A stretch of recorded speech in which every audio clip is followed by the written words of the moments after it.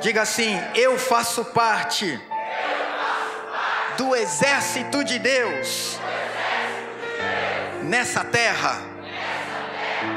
Pergunta para o seu vizinho aí: você está preparado para a guerra, soldado? Tá ou não tá? Eu tô, hein? Ó o tamanho da minha botina aqui, meu irmão, ó. Me deram uma botina 42 aqui, ó. Pode sentar, querido. A igreja pode se assentar em nome de Jesus. Glória a Deus. Glória a Deus. Fale comigo. Uns confiam em carros, outros em cavalos. Olha para o seu vizinho e diga assim: mas nós confiamos no nome do Senhor. É Ele que nos dá a vitória no meio da nossa guerra. Pergunta de novo aí: você está preparado para a guerra, soldado? Muito bem, irmãos, como vocês podem ver, aqui está o soldado Marques. Não é o recruta zero, viu, meu irmão? Porque eu estava vestido ali de soldado, um engraçadinho já passou. Olha lá, o pastor está de recruta zero. Falei para ele: recruta zero é o seu passado, meu irmão. Aqui não tem nada de recruta zero. Também quero dizer que eu não sou o 02. Quem conhece o 02? É o que pede para sair, isso mesmo. Pede para sair 02. Não, aqui não tem recruta zero, aqui não tem 02. Tem algum 02 aqui? Não. Então, se tiver, já sai logo, irmão. Pede para sair logo.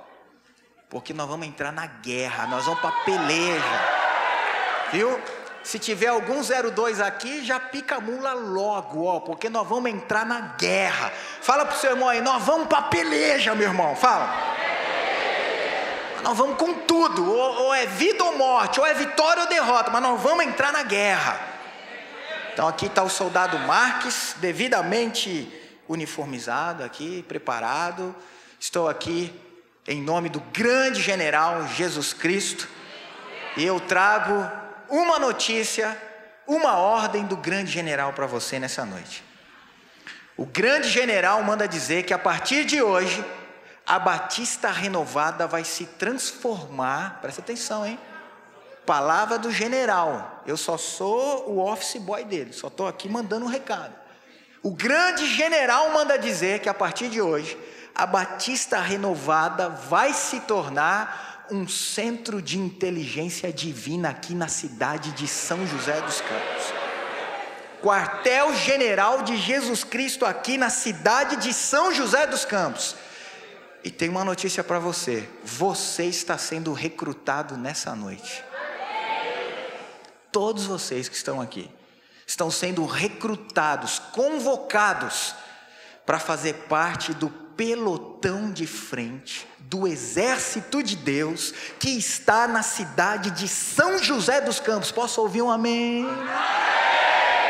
Ó, vou repetir: você está sendo recrutado para fazer parte do pelotão de frente do exército de Deus que está na cidade de São José dos Campos. Chega! Fala para o seu irmão: chega! Chega de acordo de paz com o pecado. Chega de conviver pacificamente com o pecado. Quais são os pecados que já viraram um bichinho de estimação dentro do seu coração? Você vem para a igreja, você adora, você louva a Deus, mas querido, por que será? Essa é a pergunta que nós temos feito nesses últimos dias. Nós temos orado, nós temos jejuado e nós temos perguntado a Deus: Senhor, por que será que como igreja nós já somos abençoados, mas por que nós não estamos vivendo? A gente sente que a gente ainda não está vivendo tudo aquilo que o Senhor tem para nós. E sabe o que Deus falou? Há pecado no meio do povo. Há pecado no coração do meu povo que me ama, que vem para a igreja e que derrama lágrimas verdadeiras, mas quando sai lá fora continua vivendo no pecado. Se você deseja viver os melhores dias de Deus para a sua vida, está na hora de você quebrar qualquer acordo de paz com o pecado.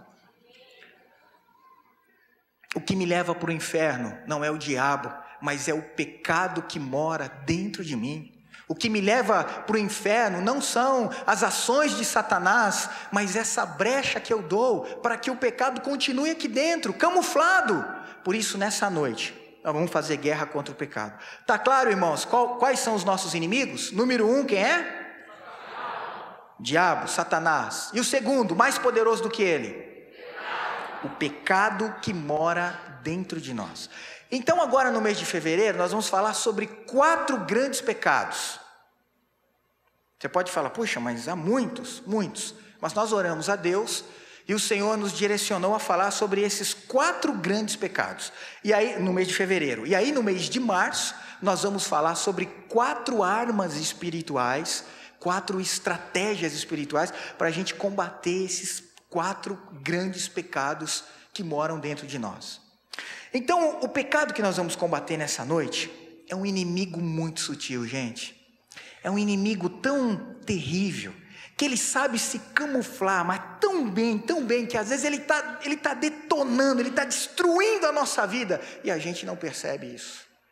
Nessa noite nós vamos fazer guerra. Vamos falar junto? Faça guerra contra a inveja. Mais uma vez, faça guerra contra a inveja. Abra sua Bíblia em Gálatas, capítulo 5, verso 19 em diante. Gálatas, capítulo 5, versículo 19 em diante.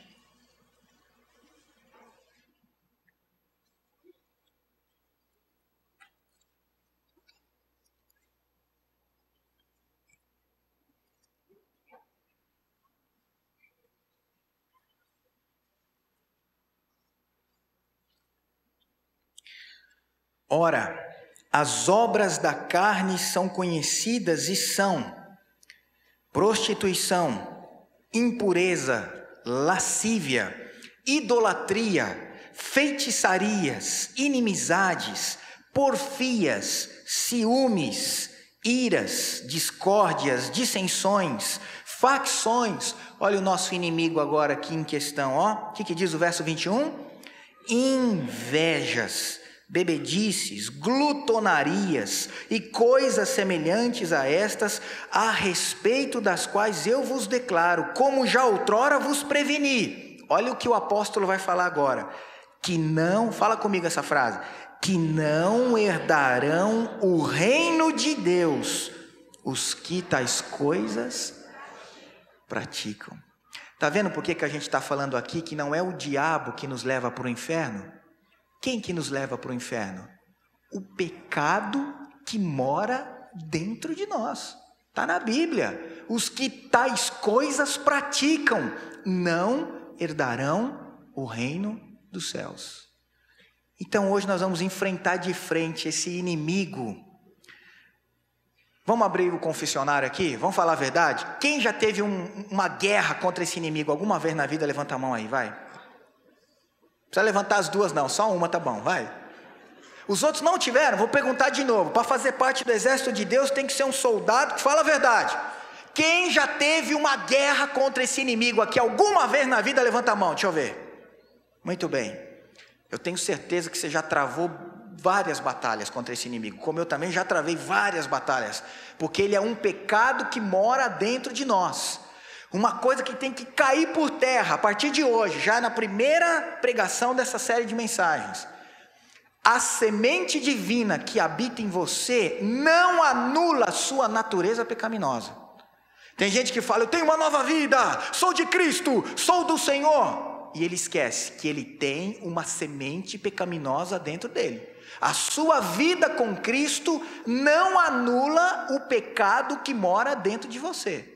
Tanto é verdade que de vez em quando você faz o que não deve, não é assim? Você fala o que não deve, num momento ali, você tem uma ação que você, meu Deus, isso não agrada a Deus, mas quando você vê já foi, porque naquele momento, o pecado que está dentro de você, a sua natureza pecaminosa, ela falou mais alto e dominou aquela situação. Então o pecado está dentro de nós. Vamos começar com uma pergunta aqui para enfrentar esse inimigo terrível.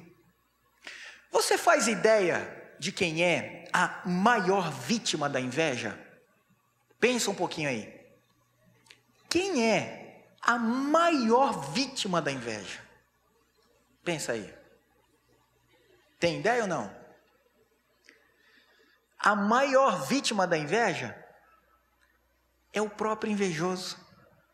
Não é? Por quê, gente? Porque entre outras coisas que a Bíblia nos mostra, o invejoso é aquele cara que ele vive na contramão da palavra de Deus. Ele nem percebe isso, mas a inveja o leva a viver na contramão da palavra de Deus. Por exemplo, Romanos capítulo 12, versículo 15 diz o quê? Nós temos que nos alegrar, vai gente, nos alegrar com os que se alegram, e temos que chorar com os que... O invejoso faz isso? A Bíblia fala assim, alegre-se com aquele que está sorrindo, e chore com aquele que está triste. O que o invejoso faz? O invejoso faz exatamente o contrário. O invejoso, ele se alegra quando o outro está triste, não é? E ele se corrói, ele fica mal, ele entra em crise, ele fica mal, o seu espírito fica abatido, quando o outro está bem, quando o outro está na bênção. Quando ele vê que o outro recebeu uma vitória, e por fora ele até disfarça, mas aqui dentro, que raiva, que ódio. Porque a inveja faz com que o invejoso ande na contramão da palavra de Deus. Então eu vou dar um exemplo aqui, poderia dar milhares, vou dar um aqui, É o exemplo daquela mulher que tem uma grande amiga. Quantas irmãs aqui tem pelo menos uma grande amiga? Essa aí é a minha grande amiga. Levanta aí, deixa eu ver. Muito bem. Então imagine, irmã, que você tem uma grande amiga. É aquela mulher que tem uma grande amiga. Ela admira demais a grande amiga. Ela ama demais a grande amiga. Mas ela também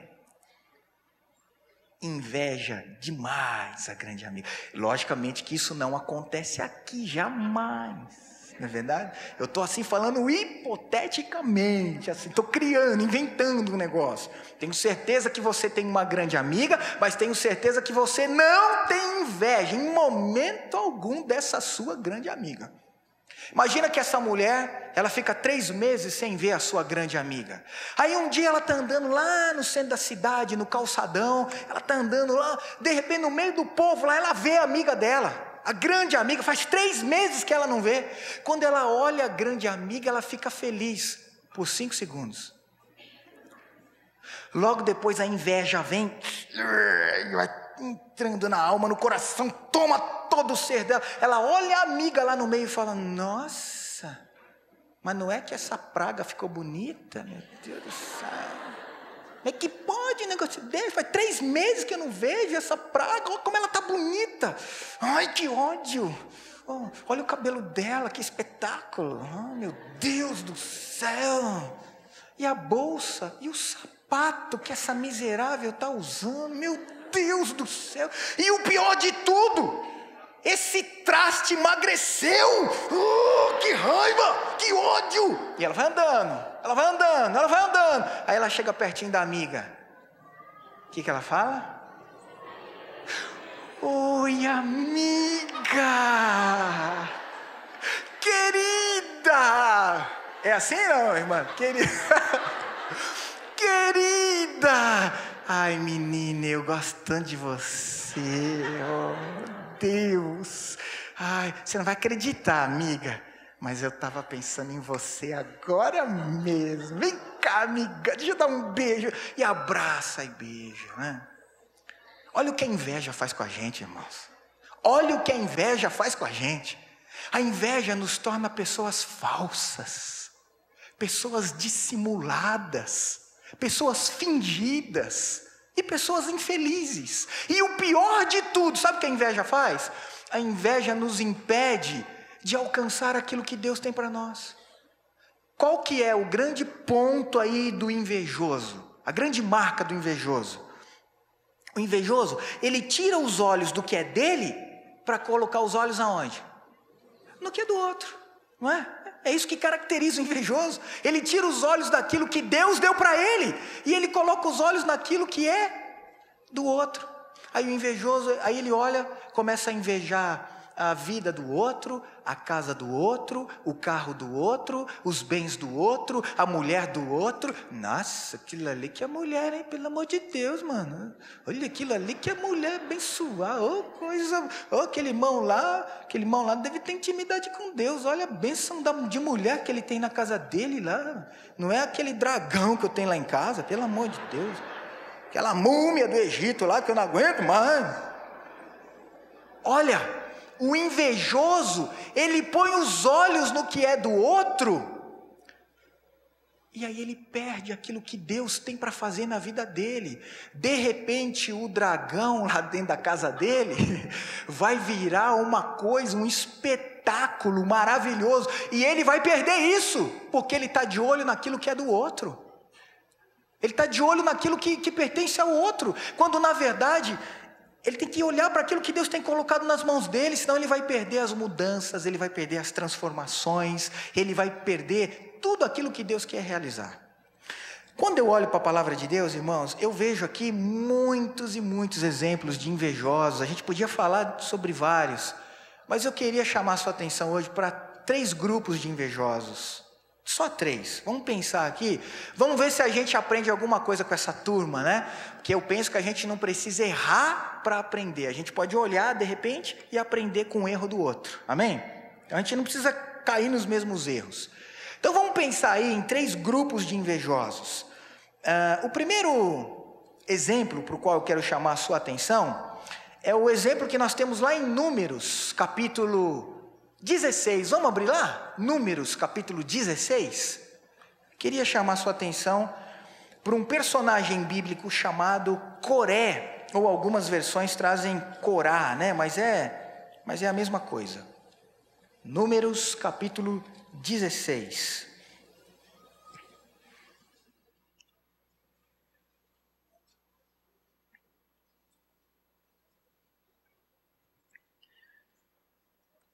Então vamos ler os primeiros 3 versículos, que já dá para a gente ter uma ideia do que está acontecendo aqui. Corá, ou Coré, filho de Izar, filho de Coate, filho de Levi, tomou consigo a Datã e a Abirão, filhos de Eliabe, e a On, filho de Pelete, filhos de Ruben. Levantaram-se perante Moisés, com 250 homens, dos filhos de Israel, príncipes da congregação, eleitos por ela, varões de renome. E se ajuntaram contra Moisés e contra Arão e lhe disseram: basta, pois que toda a congregação é santa, cada um deles é santo, e o Senhor está no meio deles. Por que, pois, vos exaltais sobre a congregação do Senhor? Você entende o que está acontecendo aqui? Coré, quem era Coré? O que o texto diz aí no versículo 1? Coré era da família de Levi. Então ele era um dos levitas. A tribo de Levi foi separada por Deus. Qual que era a função da tribo de Levi no meio do povo de Israel? Era cuidar das coisas de Deus, diretamente das coisas de Deus. Você tinha os levitas porteiros, você tinha os levitas carregadores, você tinha os levitas cantores, mas eram aqueles que cuidavam do tabernáculo de Deus que estava no deserto. Isso era a função dos levitas. E outra coisa que esse povo fazia, os levitas, eles ministravam perante o Senhor. Eles entravam na presença de Deus em favor do povo e também levavam o povo a estar na presença de Deus. Isso era a função dos levitas. Coré era o que, gente? Levita. É ou não é uma função abençoada? Já não é um cargo, vamos colocar dessa forma, já não é uma posição especial no meio do povo de Deus? Você ser um levita no meio do povo de Deus, isso é bom ou não é? Isso é ou não é já uma posição de honra? É lógico que é. Mas não era suficiente para o coração invejoso de Coré. Não era suficiente. Esse homem, ao invés de se alegrar com aquilo que Deus tinha lhe dado, ele começou a olhar para Moisés. E ele falou assim: por que o Moisésão lá quer ser o chefão aqui no nosso meio? Quem ele acha que é? Só por causa dessa barbona que ele tem aí, rapaz? Eu também sou santo igual ele. Ele é de Deus, eu também sou. E diz o texto aqui que o Coré, ele era bom, do 171 espiritual. Geralmente a turma da rebelião e da revolta tem um papo que atrai a turma mesmo. E o Coré, diz o texto aqui, capítulo 16, você vai ler, diz que ele ajuntou, ele fez a cabeça de 250, não era homens não, 250 príncipes do povo de Deus, homens de renome, homens que foram escolhidos como cabeças de suas tribos e do seu povo ali. Ele conseguiu fazer a cabeça de 250 príncipes do povo de Deus. E aí o que Coré faz? Ele encabeça uma rebelião, uma revolta contra Moisés. Vamos tirar Moisés do trono, vamos tirar Moisés da liderança. Só que o Coré esqueceu um detalhe, né, gente? Quem chamou Moisés para ser o líder lá do povo de Israel? Quem que chamou? Foi Deus. O Coré foi chamado para ser o quê? Levita. Sabe o que eu aprendo aí? Toda vez que eu saio do meu chamado, eu perco a bênção de Deus. Toda vez que eu saio daquilo que Deus me chamou para eu fazer, eu perco a bênção de Deus. Ah, mas aquele lá, deixa ele lá. Ele foi chamado para aquilo. Eu tenho que me conservar no meu chamado, naquilo que Deus me chamou para fazer. Se eu saio da minha posição, eu perco a bênção de Deus. Então, fazendo assim um paralelo, vamos fazer algumas aplicações. Coré simboliza a inveja no meio do povo de Deus. Coré simboliza a inveja na igreja. Então é aquela pessoa que ela não se alegra porque ela faz parte do povo de Deus. Ela não se alegra porque ela canta no coro. Ela não se alegra porque ela ministra o louvor. Ela não se alegra porque ela está lá na porta para receber amavelmente as pessoas que visitam a igreja. Ela não se alegra com o seu chamado, mas ela fica olhando para aquele irmão e inveja o dom dele. Olha para aquela outra lá e inveja a função dela. Ah, mas eu queria fazer o que ele faz lá, ó. Ah, ele que aparece lá, eu fico aqui nos bastidores, eu queria achar aquele cara lá, mano. Fica invejando o dom do outro. Queridão, você faz parte do povo de Deus. Você está no meio do povo que vai morar no céu. E em vez de você se alegrar, em vez de você ter uma visão espiritual, em vez de você falar, obrigado Deus, eu posso ser o dedinho desse corpo de Cristo, mas eu faço parte desse corpo. Ah, eu queria ser o nariz, por que eu sou o dedinho? Ah, eu queria ser a barriga, por que eu sou qualquer outra coisa? Não, nós não podemos fazer isso. Nós temos que ter essa visão. Eu preciso me conservar no lugar que Deus me chamou. Sabe que eu não vou ler aqui para a gente ganhar tempo, mas na continuação aqui do capítulo 16, Deus fica tão irado. A Bíblia fala que a misericórdia de Deus é longânima, né? O pavio de Deus é longo, mas uma hora chega ao fim. E diz o texto aqui que Deus ficou tão irado com Coré, mas tão irado, que Deus toma uma atitude radical. Diz o texto aqui que Deus abre a terra ao meio, gente. Abre a terra ao meio.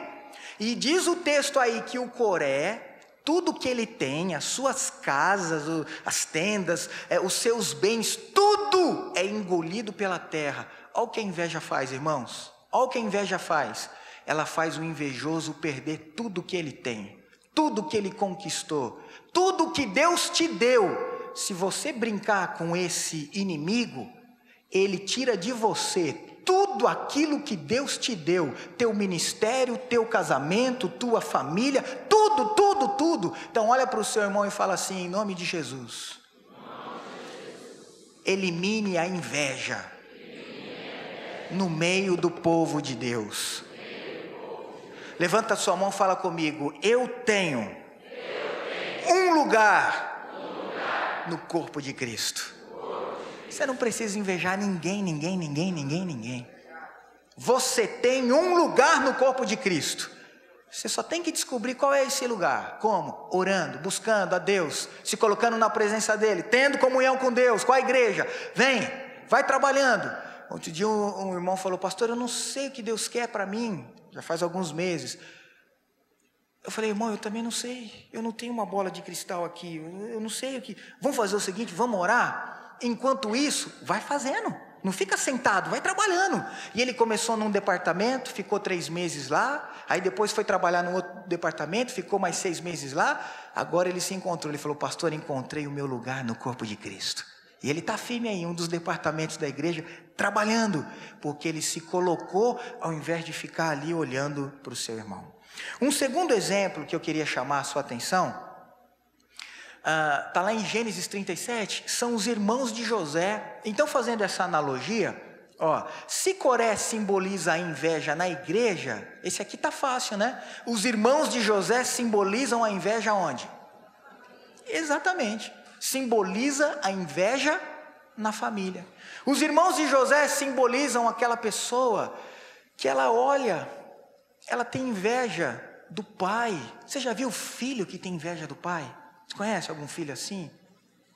Ele tem inveja do pai. Tudo que é do pai é dele. O pai está vivendo para ele e ele tem inveja do pai. É incrível, mas a inveja faz isso. O cara tem inveja do pai. Os irmãos de José simbolizam aquela pessoa que ela tem inveja da mãe. É o pai que tem inveja do filho.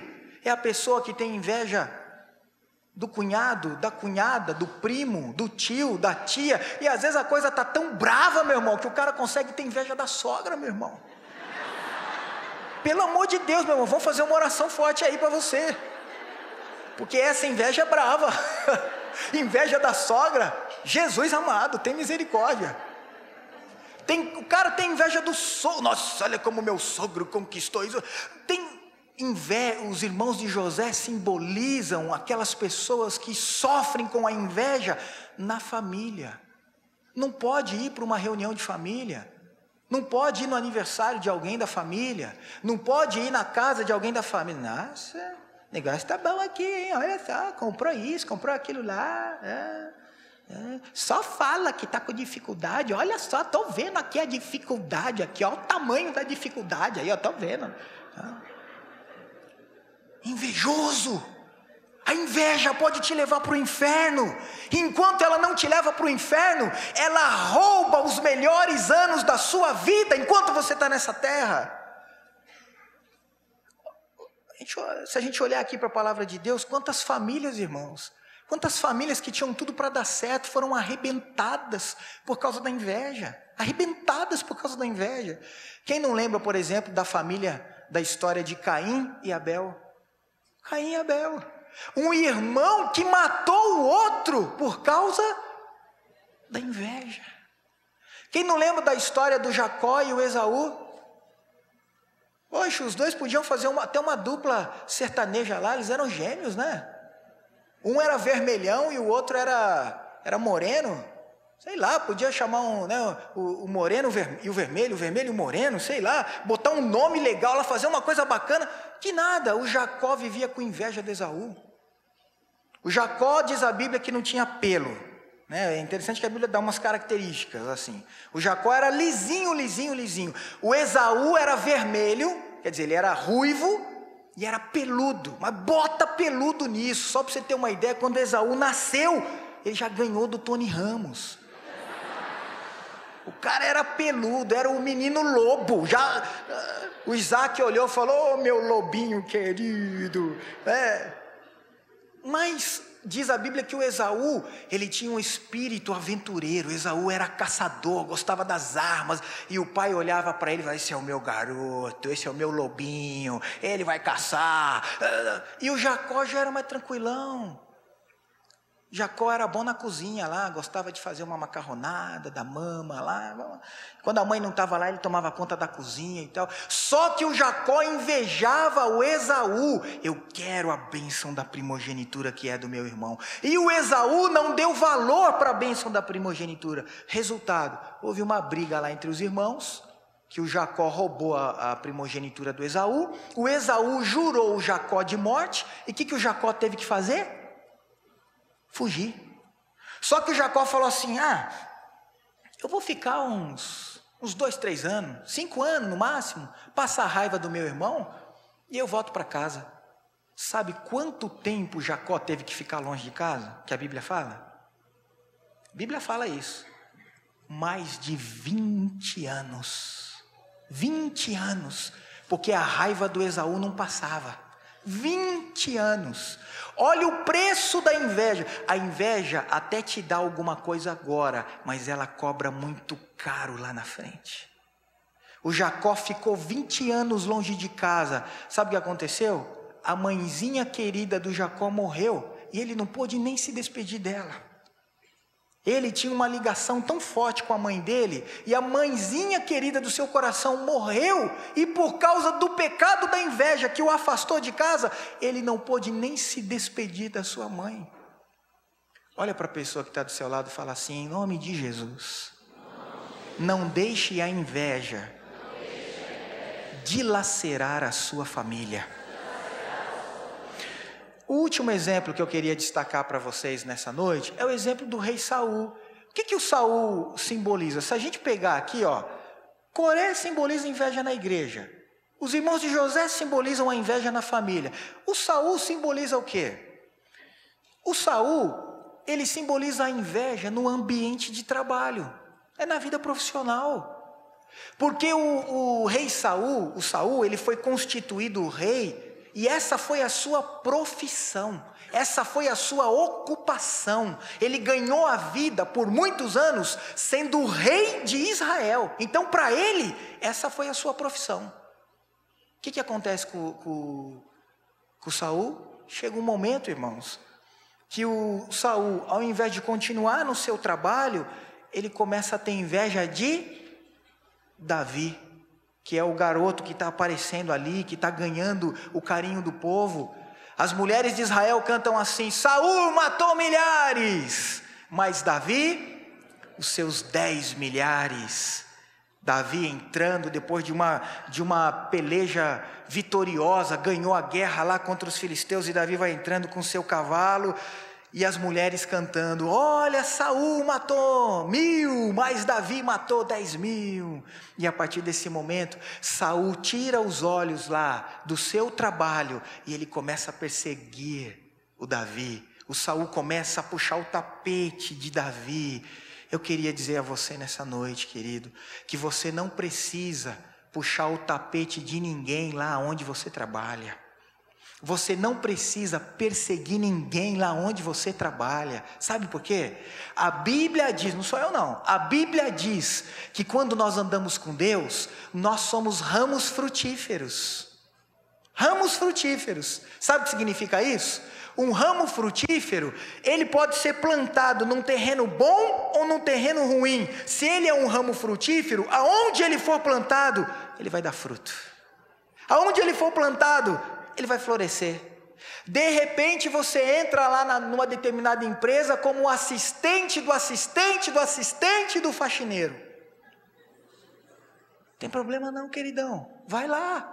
Vai varrendo, vai na vassourinha lá, vai varrendo, e vai para lá, e vai, Deus me plantou nesse lugar, eu vou ser abençoado, eu tenho certeza, Deus vai me fazer crescer. E eu poderia perguntar para você que de repente já está numa empresa há 5 anos, eu sei que alguns aqui já estão em empresas há muitos anos, você que está numa determinada empresa há 10, há 15, há 20 anos, lembra do dia que você entrou nessa empresa? Lembra quem você era lá dentro? Você não era ninguém. Mas você é um ramo frutífero, você anda com Deus. Eu tenho certeza que hoje, se você olhar a sua trajetória, você pode não ter chegado ainda onde você quer, mas se você olhar a tua trajetória, você vai ver como Deus já te honrou nessa empresa onde você está. Você vai ver como Deus já te abençoou, como Deus já derrotou inimigos que se levantaram contra você. Então, irmãos, nós precisamos ter essa visão. É hora de fazer guerra. Aí você fala assim: pastor, concordo com tudo isso aí que você está falando. Concordo. A gente não tem que ter inveja mesmo na igreja, na família, no trabalho. Pastor, mas pelo amor de Deus, como é que a gente consegue isso? Porque isso aí é verdade. Mas quando a inveja vem, ela me domina. E eu não consigo. Quando eu vejo, eu já estou invejando o meu amigo lá, eu já estou invejando o meu parente. Como é que eu faço? Eu falei para vocês que no mês de março, né, a gente vai falar sobre 4 armas espirituais. Agora, em fevereiro, são 4 grandes inimigos contra os quais nós vamos lutar.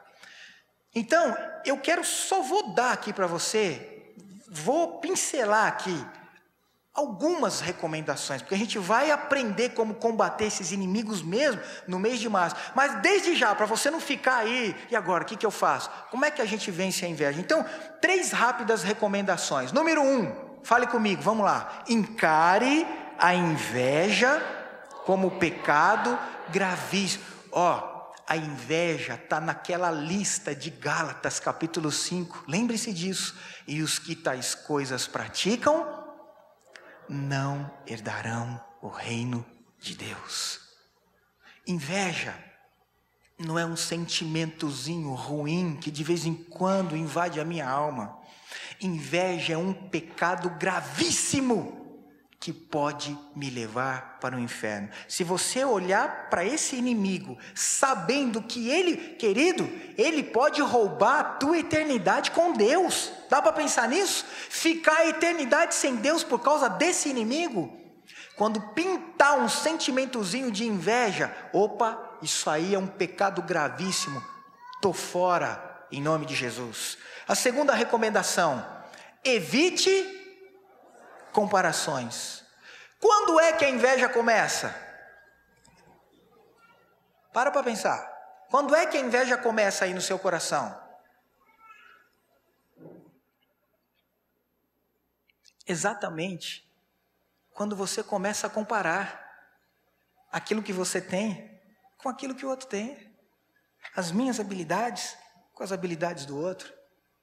A minha casa com a casa do outro, as minhas realizações com as realizações do outro, o que eu alcancei com o que o outro já alcançou. E aí a comparação ela é tão terrível, porque além de gerar inveja, sabe o que ela gera também? Muitas vezes, um sentimento profundo de inferioridade. Porque quando você se compara com alguém que está numa situação pior, vai falar, tá melhor que esse cara aí não é de nada, não. Eu sou bom pra caramba, eu sou demais. Aí quando você se compara com alguém que, tá num patamar mais elevado, aí você, pelo amor de Deus, que meu. Quando você se compara com alguém que está numa posição melhor do que você é ser humano. Imediatamente vem aquele sentimento de inferioridade. Nossa, eu não presto para nada mesmo, hein? Pelo amor de Deus, já devia estar na glória, porque olha que esse cara conquistou, tem metade da minha idade, onde ele já foi, eu estou aqui, que vergonha. Quando você começa a se comparar com alguém que está numa posição melhor do que você se sente pequeno, diminuído, inferior, incapaz. Olha o que a inveja faz. Além dela ser um pecado que me leva para o inferno, ela ainda me faz sentir a pior das criaturas. Você sabe um erro que nós pais cometemos dentro de casa? Comparar os filhos. Eu sou pai, de vez em quando eu caio nesse erro também. Todo mundo, por isso que a gente tem que lutar contra esse inimigo. Quantas vezes você vai corrigir o seu filho e você fala assim, porque o seu irmão é isso, e se você fosse metade do que o seu irmão é, seu infeliz. Se você fosse 10% do que o seu irmão... E o moleque vai lá, tá bom pai, então, quando ele olha para o irmão, ele já está... Ele já quer pular em cima do irmão. Você está levando o seu filho a ter inveja do irmão dele. Não compare os seus filhos. Tem pai que de vez em quando chega para a gente aqui na igreja e fala assim, pastor, eu não sei o que deu errado, porque eu amo os meus filhos da mesma forma, criei todos da mesma forma, o tratamento é o mesmo. E aí a gente fala, irmão, talvez seja esse o erro, porque o amor tem que ser o mesmo, mas o tratamento não. De repente tem um filho que é mais frágil emocionalmente, ele precisa de você nessa área, vai cuidar dele. O outro, ele é forte emocionalmente, mas ele tem uma outra falha, você vai cuidar lá. O tratamento é conforme a necessidade do filho. E às vezes a gente fala, não, eu dei a mesma criação, o mesmo tratamento para todos. Talvez esse seja o nosso erro, da gente não identificar as características daquele filho. Ele precisa ser amparado nessa área. O outro não, o outro é numa determinada área que não é essa. Para pensar, talvez esse tenha sido, ou esteja sendo, o grande erro através do qual a inveja toma o nosso coração. A gente começa a comparar. E para terminar, ore por aqueles que têm inveja de você. O que eu vou falar aqui é uma coisa incrível, mas acontece. Você sabia que tem gente nesse exato momento? Tem alguém aqui participando de alguma grande competição? Quem está se preparando aqui para as Olimpíadas? Deixa eu ver. Você vai disputar lá as Olimpíadas? Tem alguém não? A Larissa vai para as Olimpíadas? Não. Está castelando aqui, não é? Ninguém aqui vai para as Olimpíadas. Você não está... Nossa, eu não estou dentro de uma grande competição a nível internacional e tal. Você sabia que mesmo assim tem alguém do seu lado competindo com você? Você não sabe disso. Mas o cara que senta lá na escola do teu lado, oi, tudo bem, tudo bem. Ele está lá dando uma de amigo, mas ele quer ser melhor do que eu vou ganhar desse cara. Ele está competindo com você. Lá na empresa tem gente, você não sabe disso e tem gente competindo com você. É triste falar, mas às vezes na própria igreja tem gente competindo com você, você nem sabe disso. E o cara está lá torcendo, tomara que ele caia em pecado, miserável. Porque se ele cair em pecado, eu tomo o lugar dele para mim. Tem gente assim dentro das igrejas. Está dentro da igreja adorando a Deus, mas está competindo com outro. Sabe o que a palavra de Deus diz para mim e para você? Esteja acima dessas coisas. Acima disso. Os outros podem competir com você. Você não vai competir com ninguém. Porque a sua guerra não é contra o outro. A sua guerra é contra o pecado que mora dentro de você. E você pode até tropeçar, você pode até cair. O que fala Provérbios 24:16? 7 vezes pode cair o justo, mas 7 vezes se levantará, porque o Senhor o sustenta pela sua mão.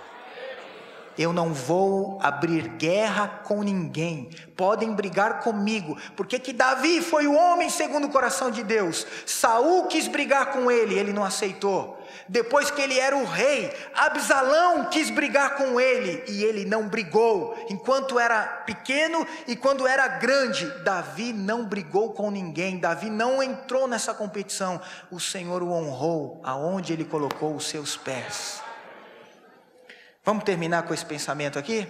Você pode ler comigo? Você não pode impedir que um pensamento invejoso visite a sua mente, mas você pode impedir que ele faça morada em seu coração. E todas as vezes que você faz guerra contra a inveja que vem visitar a sua mente, todas as vezes que você luta contra a inveja, você agrada a Deus. E quando você agrada a Deus, espiritualmente, você está abrindo janelas, portas, por onde toda sorte de bênçãos serão derramadas sobre a sua vida, sobre a sua casa, sobre a sua família, em nome do Senhor Jesus. Eu queria convidar você nessa noite, querido, a entrar nessa guerra para valer. Que Deus nos ajude, que Deus tenha misericórdia de nós, porque a guerra só está começando. Fala para o seu vizinho, a guerra só está começando. Na semana que vem nós vamos combater aqui mais um inimigo terrível que mora dentro de nós. Não está do lado de fora não. Está aqui dentro de nós, mas nós vamos entrar nessa guerra para vencer em nome de Jesus. Amém?